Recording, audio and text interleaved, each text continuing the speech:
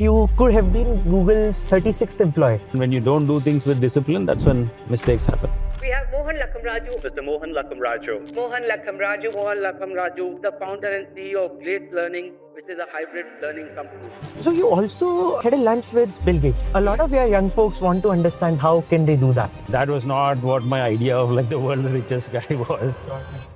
I didn't expect him to be so humble, asking us to call him Bill. Steve Jobs से आपने interaction करा. How was that? The Stay Hungry, Stay Foolish was my convocation. I was there when he gave that speech. Freshers won't be able to get jobs. Let's say if a platform like Coursera is solving for access to learning, we are solving for assurance of learning. We are one of the world's largest providers of AI education. What were certain things that you learned from Coursera model and him? What makes a good business and what makes a business that is not good? We have very high gross margin. How much is that? I can't tell you that.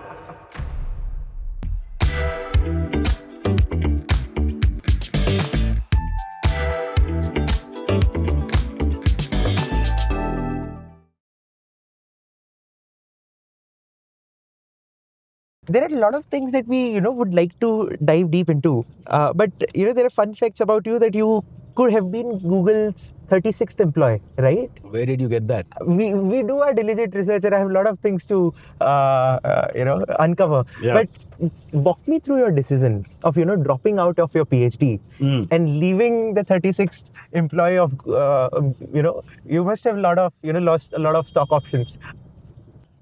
Yeah, I probably did, and I think, like that would have, been worth a lot.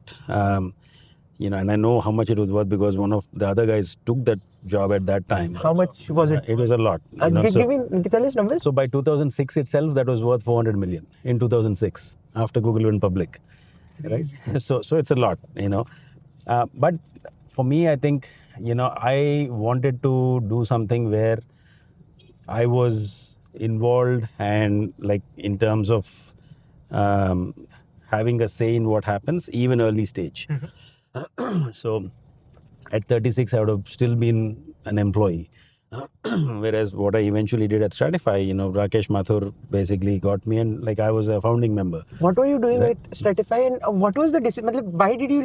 What was going in your head? Help us go to that point and what were some parameters? What were you comparing with?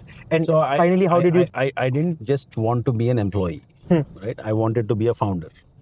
And that's basically. And Rakesh sir said, come join in the founding. And what were you doing at Stratify?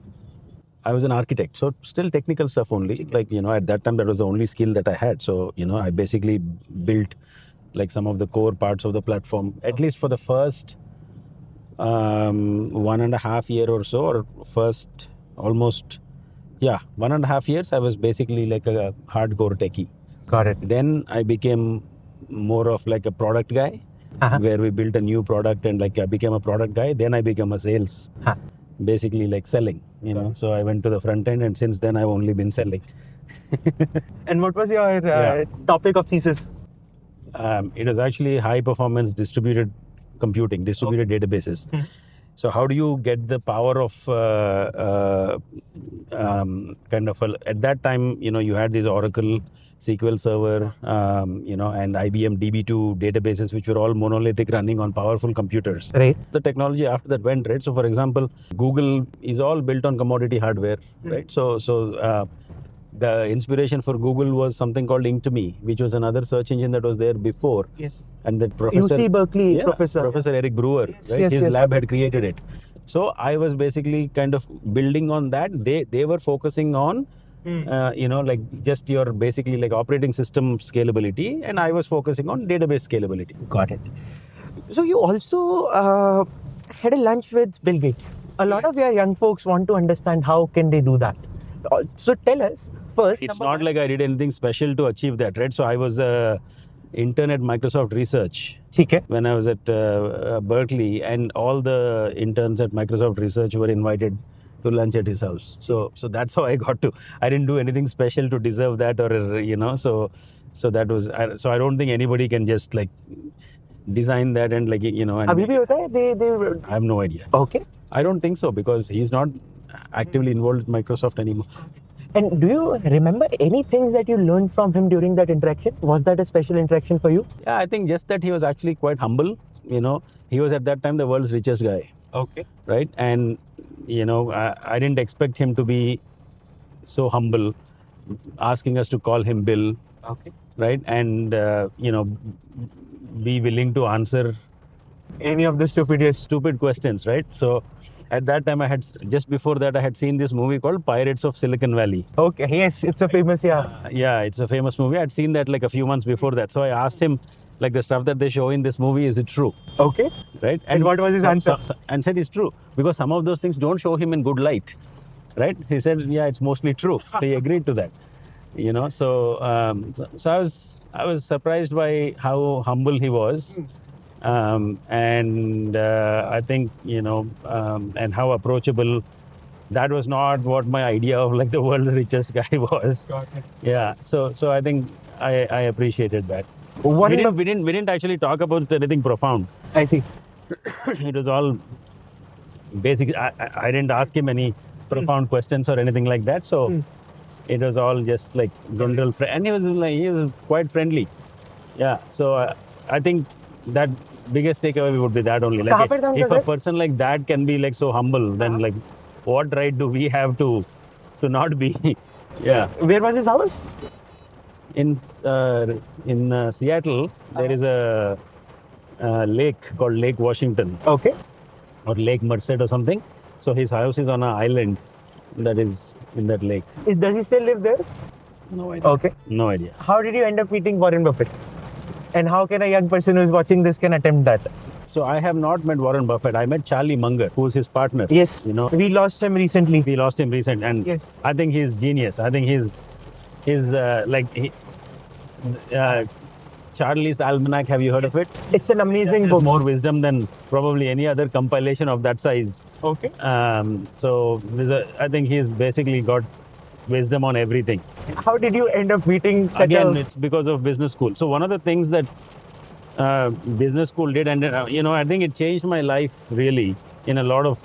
It was hugely impactful, more than, let's say, anything else. That changed my life, and it's because it gave us exposure to people like that, right? And we would have. You see excellence in flesh and blood. And many people like that. So there was a class on investments which was run by this professor called Jack McDonald, who's a very famous professor. He's also passed away now. And the way he ran that class is that every class, he basically brought in a brilliant investor, right, who has been very successful and who have taken very different paths and very different styles, right? And he would bring that person to class. And then they would share some insights, and then they would basically answer questions that people had. Wow. Right? So Charlie Munger came to our class. Lovely. Jeff Bezos से कैसे मिले थे आप? So Jeff Bezos actually was an investor in Spotify. Oh, okay. Vinod Khosla, Jeff Bezos, these were investors in and they, at that time Jeff was not like the man he is right now. He was still a nerd. So you caught him early, huh? Yeah. Again, like he was an investor in the company, so that gave an opportunity through Rakesh. Okay. And Rakesh was very close to him, right? Because he had sold Junglee.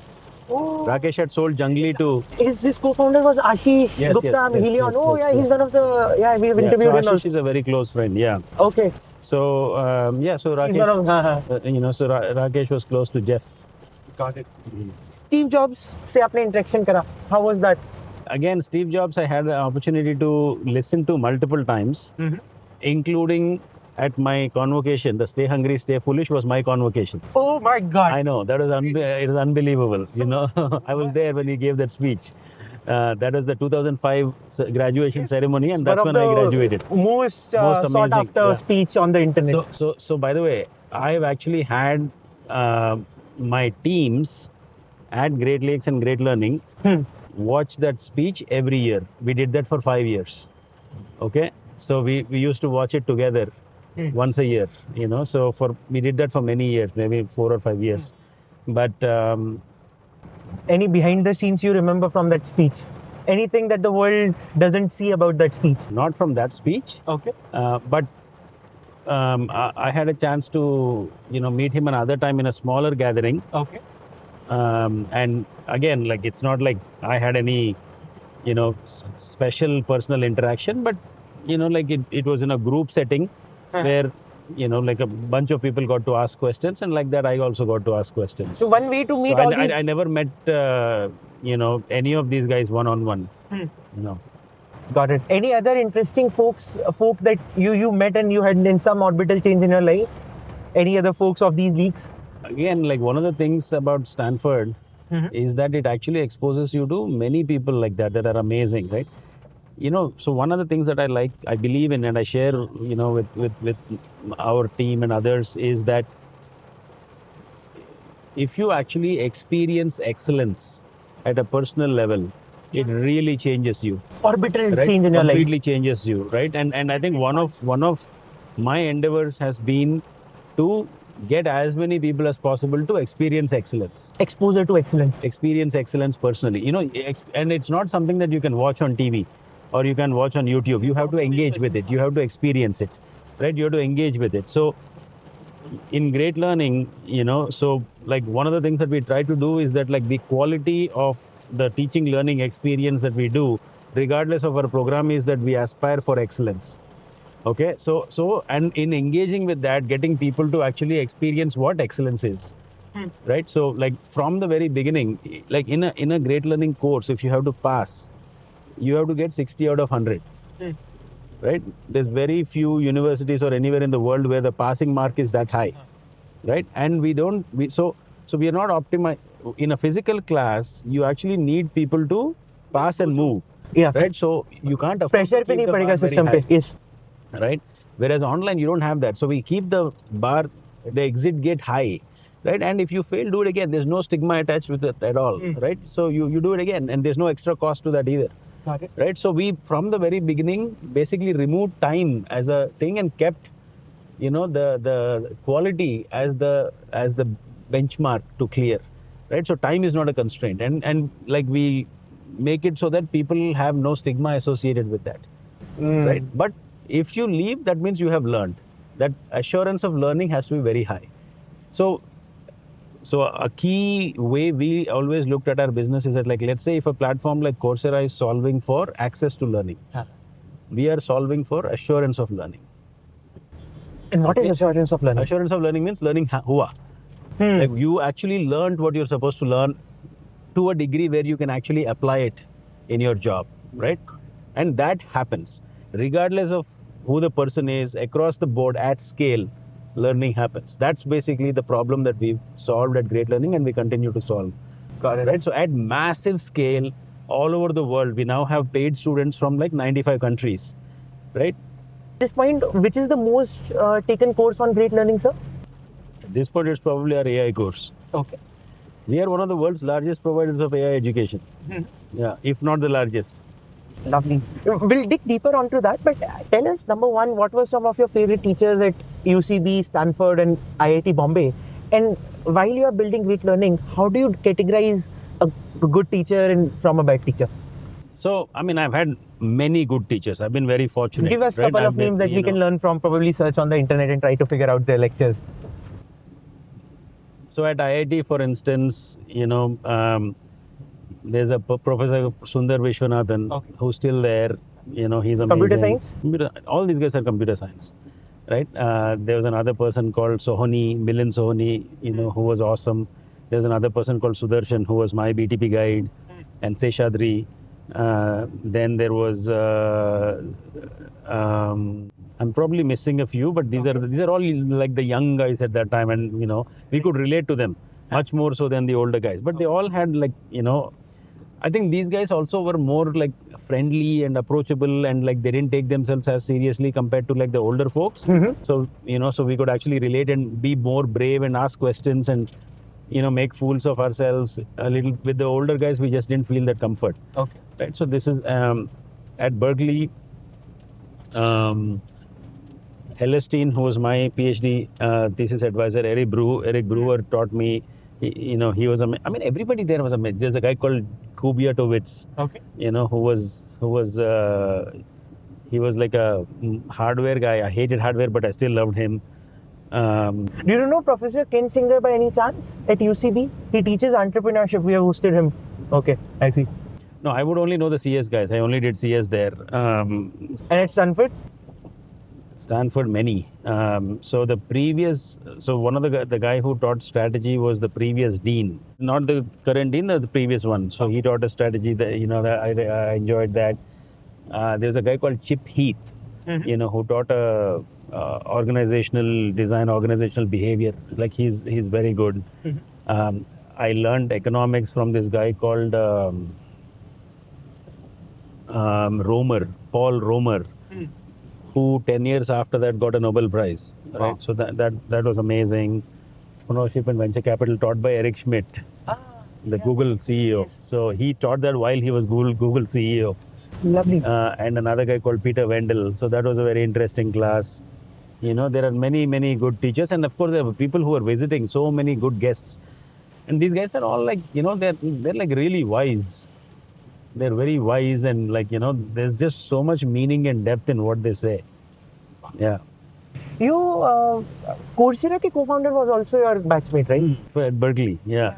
What were certain things that you learned from Coursera model and him? It's only basically from Coursera that we got the insight in 2012 and 2013 that, okay, people are actually willing to learn online. उससे पहले कोई नहीं पढ़ रहा था online. As in, like, it wasn't that common at all, right? Like, particularly self-learning, right? People were going and doing by themselves and stuff like that. Right? That's what these guys showed. But we also saw that content is just one aspect of learning outcomes and high quality learning, right? Providing content is like providing access. It's like giving you a gym membership. But right? who अगर will... gym membership से सब लोग fit हो जाते तो मतलब सब लोग fit होते ना. So that's when we saw that, and because I was already in Great Lakes, I could see like, okay, what does it take to actually have learning outcomes? So I met Andrew in 2012.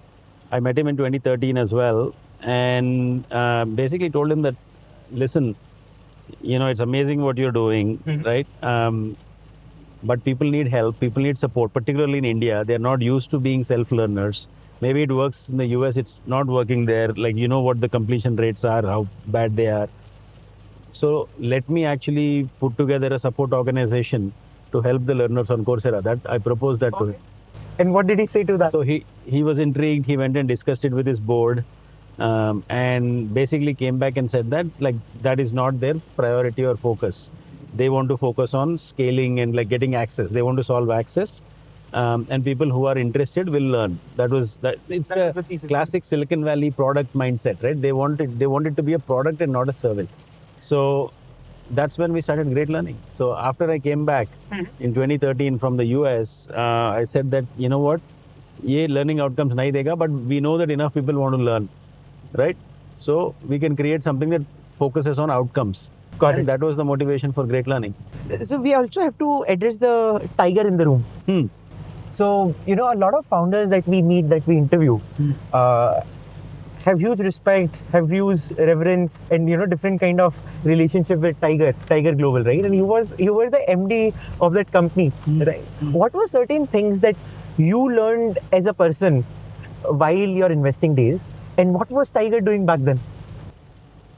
So let me answer the second one first. So at that time, Tiger wasn't doing early stage stuff at all. It started out as a hedge fund, so public market investing. And then it started getting into private equity, but late stage. Okay. So when I was there, like I joined them in... You were the managing director, right?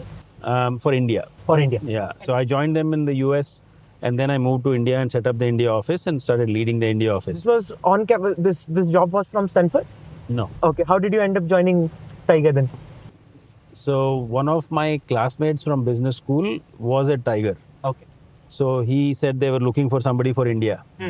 And then that's how I went and met them, and so it's through this classmate of mine. And what were certain investments that you were making back then? What was your first investment there? Yeah, my first investment I think was the WNS IPO. So WNS was just going public. I think like literally 2 months after I joined, and so I worked on that, and that was the first investment that we made. Got it. What were some other investments you made during your Tiger days? Airtel. So there were a bunch of things that were public market, future retail. We had invested in Infosys. Yeah, we had invested in EduComp was another one that we invested in. So it was like a high flyer at that time. So and that EduComp was the first time I engaged with education in India when I studied that very closely. So this was in 2006. And then what else? Just Dial was another one that we invested in. Make My Trip, Naukri. So yeah, so these were all, these were basically at that time all like pre-IPO, like just about like I think pre-IPO or we invested in the IPO. I see. What were your learnings as an investor, which helped you, build in this education space? So I think, first of all, I think Tiger Global, had a few amazing people who were very, very good to learn from. Okay, so I think the most important thing that I learned there is what makes a good business and what makes a business that is not good. Can you help us understand these 2 points? This is interesting for us. Yeah, so that is where the first time I learned the concept of unit economics. Okay, so for example, I think without having solid, meaningful unit economics, you cannot have a strong business. Okay, so I was very razor focused on that always. And that showed in Great Learning, where Absolutely. 190 CAGR for 6 years. Yeah, absolutely. So we chose the pricing in such a manner, even in our very first year, to make sure that we had very strong unit economics. Right. So that was one. Second thing, second characteristic of a very good business is a high gross margin. And gross margin is really the measure of your value addition. How much value are you adding beyond just the sum of the parts, right? So you understand what gross margin means, right? So a high gross margin shows that your value addition is actually high. If your gross margin is very low, your value addition is not that much, right? So anyway, so we have very high gross margin. How much is that? I can't tell you that. So you can see our financials are public. So I have your if you want to do research, then you go figure it out yourself. We have your financial graphs here. So you figure it out. So I'm not going to talk about it. I don't want to tell you about it. But we have very good gross margins, and our gross margins have been stable and steady for 10 years now. Okay, and the deviation between them from the high to the low would be 3%. Okay, so it has been in that range. It has been in that range, right? So that's something that that I think that's important for a high quality business. And the other is like high return on capital. Okay, it's only when you have high return on capital that you actually keep getting money to reinvest. Right? So the way that we have grown is all through reinvesting our, that's basically how we have grown so far. And I would say one other thing that if you can make it happen is negative working capital. How do you do that? That's magic when that happens. Okay, you get the customer pay upfront. That's what it means, right? You get the customer to pay upfront, and then you incur the expenses and pay those expenses afterwards. So negative working capital is another extremely important thing. If you can make that happen. Give me a couple of examples where certain types of businesses tick mark all these 4 factors. And second thing is, I think that's good homework for you to do. Okay, I'll do that. You think about it, right? Like any subscription business that takes money up front, right? That has negative working capital, right? Like PayPal's entire business is built on negative working capital, right? Some of the best businesses in the world have that. Any businesses from India that you can think of? Any subscription business will have that characteristic, right? And it should also tick mark the first 3 things. By the way, like every good education business has that characteristic. All schools take money up front. All colleges, everybody takes money up front, right? So that's negative working capital, right? And that actually gives you money to invest. So we've always had that. So the larger our business grew, the more working capital that we had, which we could use to finance our growth. Got it. Right? That was another reason why we didn't have to raise money outside. Let's go to financial year 2014. You had 28 learners and the revenue was 90 lakhs. What were you selling back then? What was the core product in 2014 that you were selling? It was a course on analytics, business analytics. That's it. One product we had. Got it. That's it. Coming back to year 2015, jump from 28 learners to 182 learners and 65 million rupees as your revenue. What was the change? What did you do? Nothing, just more of the same. More of the same. 2016, 450 learners, 175 million. So there we introduced a second product which was focused on data science. How did you pick data science? Because I'm assuming data science back then was not the buzzword. It wasn't. See, I think everything that we have done ever is all based on what we are learning from the market. Okay. So what we saw was that the volumes of data were increasing a lot. So analytics works on relatively small data. Okay. Right. So, and as data volumes were growing and people had to handle more and more data, the data engineering aspect of it and the tools to manage data at scale, big data, was becoming more popular, and we were seeing demand for it. Right. So that's what, in fact, the course was called BDML, Big Data and Machine Learning. So I think that's what it was first called. And then you almost tripled your enrollments in 2000. We were doubling or tripling every year. That was the goal, that we had double every year. Give me the idea to walk through this journey is to understand what was some turnaround event, what were some deepest consumer insights that you got from these time in order to keep on growing year on year. The way we looked at it is that actually the demand was probably even more than that, right? But we only grew to the point where our quality didn't suffer. Okay. Right. So, and because we didn't have any investors to answer to, there was no pressure on us. If we probably pushed it hard, we could have probably done a 4x, 5x, 6x, right? But we didn't do it because quality would have suffered. So we basically were saying that, if we double every year, that's enough for us. Right. So, and that also meant that, we were prudent and we could use our money well. So what happens is when you try to push growth very hard, the incremental growth comes at very high cost. So and this is a characteristic of any market, any demand curve. Okay. So, and the actual numbers may vary, but the characteristic will be like this, right? So if a market has any demand, if you do nothing, you'll capture some of that demand. Right. Okay. And let's say if you do X amount of marketing awareness, promotions, whatever, right? And you capture a certain Y amount of demand.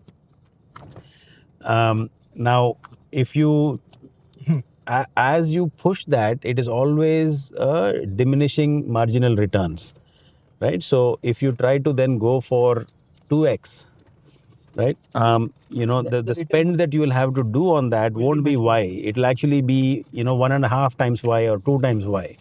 To get that extra X, then you want to get another X. It may be like 4 times Y. So right? why do people do this? Because there is belief, or they saw that in certain industries there is benefits to blitz scaling, right? So see, in some industries that have network effects, that have winner take all characteristics, there it makes sense to do that because you're trying to basically fulfill the entire demand, right? So that you don't leave room for anybody else to come, right? And because the benefits accrue to the network because of the network effects, there that makes sense.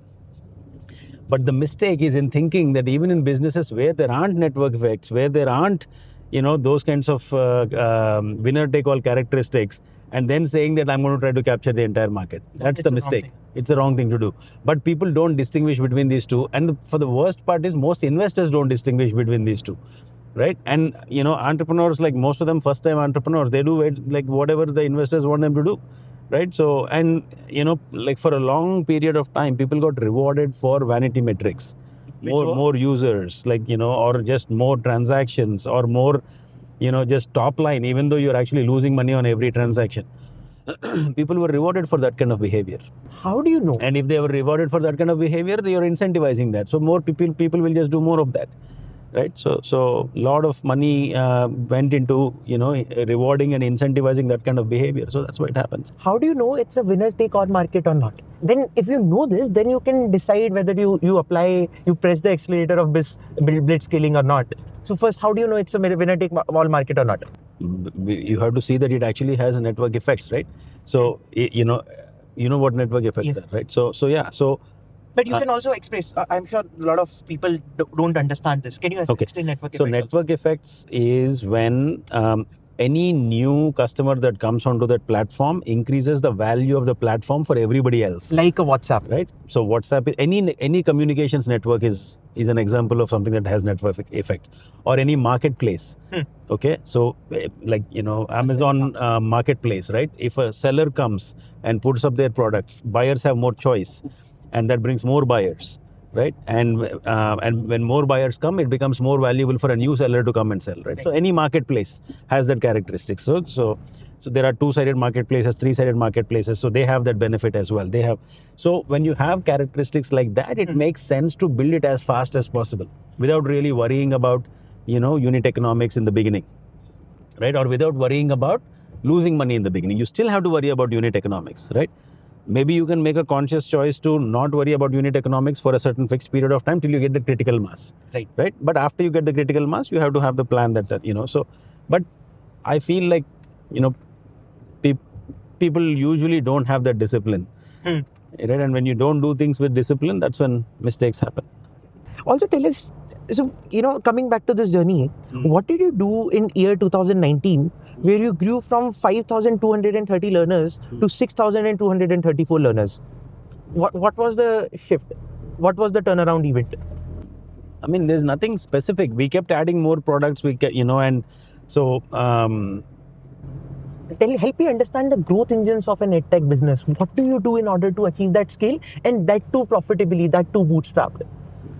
This is what I want to understand from this XX and XXX growth that you were having. See, I think as far as us doubling, it's because we saw that there was demand in the market, right? So, and let's say we were always focused on things that we knew we would be good at, or we are good at.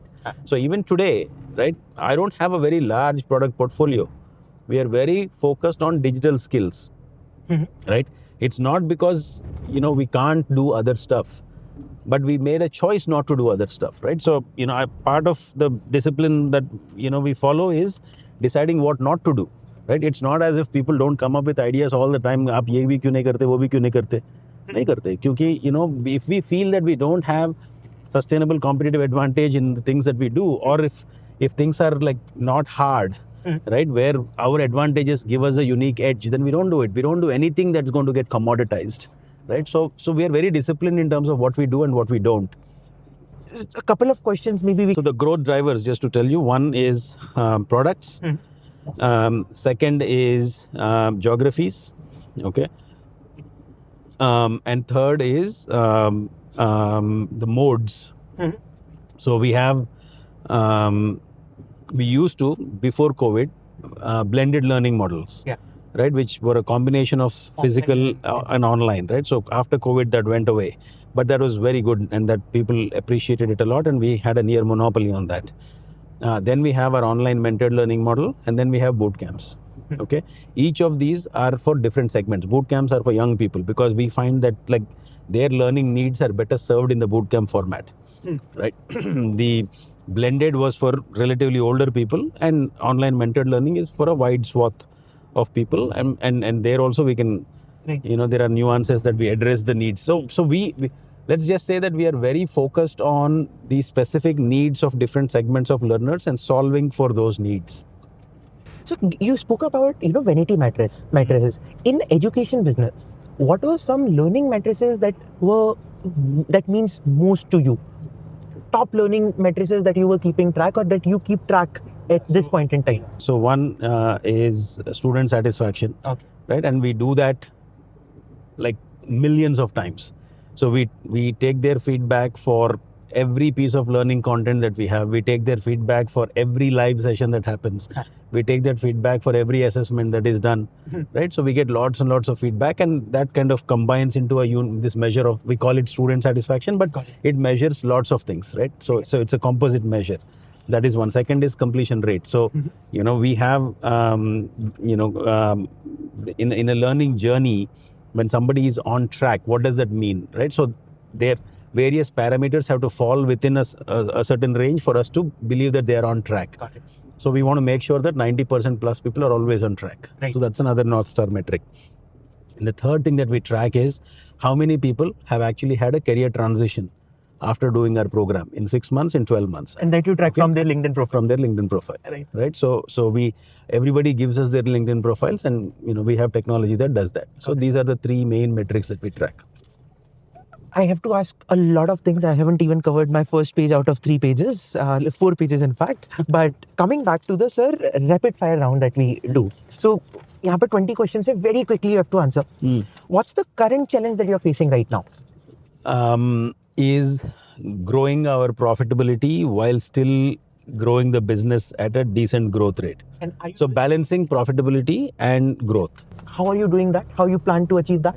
What are certain things that you are doing to balance yourself on that metric? So several products where we felt that we won't be able to have these at the desired level of profitability at scale, we've dropped them. Okay, so those decisions we've taken. So that's one of the ways we do it. And second is using technology, using AI, for example. We're doing a lot of automation. Give me one most interesting AI use case that you are doing. Answering students' questions. Okay. So, like we have a human mentor, we call them, great learning mentors, GL mentors, right? Like that, now we have an AI mentor, right? So when you ask a question, now you actually, don't know whether that's coming from a human or an AI. So in the back end, so we actually have AI come up with, right now we're still having humans review that. And then it gets, going to the students. Yeah. So as it gets better and better, then we will actually let it directly happen without human in the picture. Doubtnut and Topper have cracked that. They have such humongous database of JEE queries. Correct. That any picture of questions that because JEE queries are like actually much more deterministic. Right. Whereas what we are dealing with is not as deterministic. Right. And it's not like, the answer is X equal to 6. Right. It can be different. It's so a lot of what we deal with are all real world scenarios. So right? Contextual thing is real world scenarios, and it's not simple answers. It's not math. It's not math. God. Sir, आपने future thesis की बात करी थी. Future what? You talk about how as a founder you try to see how things will pan out at future. And आपका एक बहुत पुराना lecture था जिसमें मैंने देखा था, online education institutions, these EdTechs will be, reprimanded on their pricings and everything. And which happened, which we saw, big EdTechs cutting down the courses, the prices of their course, right? Give me one thesis around future that you have that you think will play true. I think the bar for, particularly when it comes to technology and technology-enabled areas, the expectations and the bar for freshers will go higher. Okay, so it's going to be like freshers won't be able to get jobs as easily as they did before. The expectations and the bar for them has just gone up because of AI. So if they don't up their game, there's going to be a lot of heartburn that's going to happen. Got it. Any thesis about the world that we are going to live in? I think there's going to be a lot of premium associated with design and aesthetics. And things that are basically like routine / mundane / that can be, put into a sequence of steps will all get automated, right? So, which means that, what will get valued is aesthetics and design. So, and in like creativity, right? What will get valued is so. One of the things that's important, and my kids, we talk about that is to also build that muscle, right? And that means that you can't just be like unidimensional, right? You have to have, multiple perspectives. You have to be able to appreciate, like history. You need to be able to appreciate, art. Humanities, art, right? And all the interesting things are going to happen at the intersection of these things. 100%. Yeah. So I think, and that's basically where the value will be and the premium will be there. I think anything that is just unidimensional is going to get automated away. Give me one recent movie that you recently enjoyed. A movie that you recently watched and enjoyed a lot. I'm sure you must be very busy, very less time to watch movies, but anything. I watch movies. Okay. Tell us a couple of ones which you like. See, my problem is I have very bad memory. Okay, so and particularly things like movies and all that, I don't remember. I can tell you one thing. Just 1 week or 2 weeks back, this musical Hamilton had come to Singapore. Okay. So I went and watched with my kids. I had already seen it once in New York with the original cast, but I went again and I loved it. So Hamilton is amazing. Any impactful book? You mentioned Charlie Munger's Almanac, we know, but any other a couple of impactful book that you read? So one of my favorite general genres actually is biographies. So I've read many biographies and I really enjoy those. Right? So lots of. Any famous person in biography? Particularly, I think if you're an entrepreneur, then I think there are several that you have to read. Right? So Shoe Dog, Jeff Bezos one. So Jack Ma's one, Elon Musk's. Steve Jobs one. What's your most favorite food place? Yeah, I don't have not a foodie. I like food. I won't be having this kind of tummy without liking food. So but many give me one or two in India and one or two in Singapore. One each. Must go. You love like anything.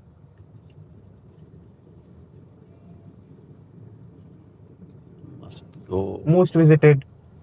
So we have our set of places that we like, but those are very regular, normal kind of places, nothing fancy. It's fine. We're not asking the fancy stuff. We are asking your go-to places for food. जिनका खाना आपको बहुत अच्छा लगता है. So there is a Greek place in Singapore called Focia that we really like. So I like Mediterranean food in general. Got it. So Focia is one of them. For special occasions, there is Japanese. There are two. One's called Nobu and another is called Koma, which are both very fancy. That for special occasions because we like Japanese food. Okay. Yeah. And what's your favorite travel destination? Again, not one. So give us three. Natural beauty is something that we appreciate a lot. So New Zealand, we like a lot. So winter May, Finland. We've been there multiple times. I really like it. Iceland. So these are all naturally very spectacular. Stanford, there was one question in the Stanford essay which got some transformational change in your life. That was, what is something that you care about the most?